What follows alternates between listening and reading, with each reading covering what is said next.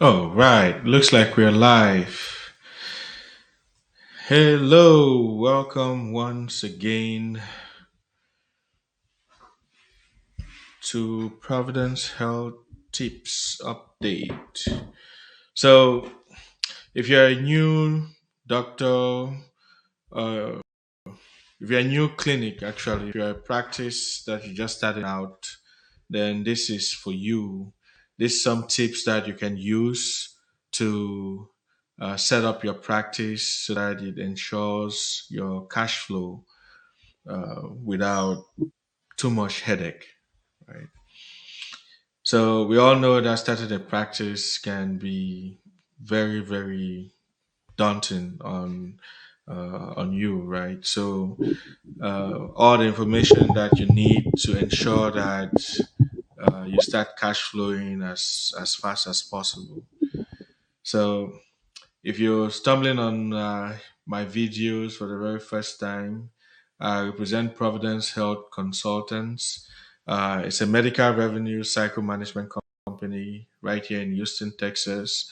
We service clients all over the United States, and we help doctors in private practice spend more time with their patients while we handle the billing and the coding issues. So I've prepared four items for you that you can implement right now to ensure that your cash flow is regular and consistent, right? So the very first thing that I want to talk about is how to select the right electronic health recording system or practice management system. Uh, Most doctors, when they start out, they tend to either go paper or they navigate towards the cheapest EHR that they can find, or they typically go with the big box, the big companies that have everything. They have the revenue cycle management, they have the coding and the billing all embedded in one. So I'll talk to you briefly why you might want to reconsider doing that. Um, and then, how do you get paid? The form of payments, uh, and then setting up EFT, electronic funds transfer, and your fee schedule. So, item number one, selecting your practice management system. You want to make sure that the electronic health recording system that you select it is integrated with your practice management system, right? You want to make sure that these two systems are talking to each other regularly, consistently, and they are taking information from the same database. Because if you have just an electronic health recording system that is not connected to a practice management system, you increase your chances of errors by a lot. So if the information is coming from the same electronic health recording system or practice management system, then it reduces the amount of errors that you have to deal with at the back end while you're doing your claims. So, secondly, you want to select an electronic health recording system or practice management system that allows you for real time eligibility checks, right? And also, you need electronic health recording system that has the ability to document notes. I'm not talking about your encounter notes, like you want to practice electronic health recording system or practice management system that allows you to document notes on a claim that is sent out. So let's say you're following up on accounts receivables for a particular claim. You want to make sure that this electronic health recording system or practice management system that you select gives you the option to make notes on that particular claim that you've called the payer for. So, for instance, you called one of the payers and they told you, well, the claim is still being processed. You can go back to that claim and document that, oh, on this date, I made a phone call to check on this claim, and I was told by person XYZ that the claim is still being processed. Here is the call reference number, stuff like that. So those are just some of the tips that I'll point out to you on the electronic health recording system.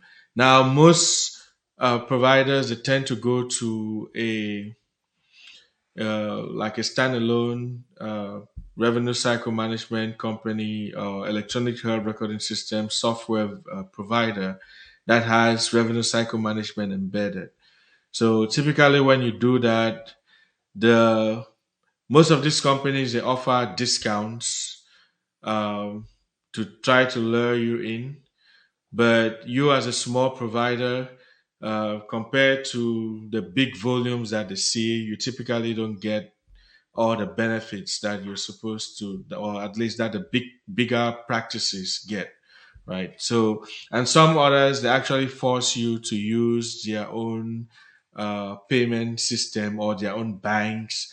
So these are some of the things that you should look out for when selecting an electronic health recording system or a revenue cycle management company.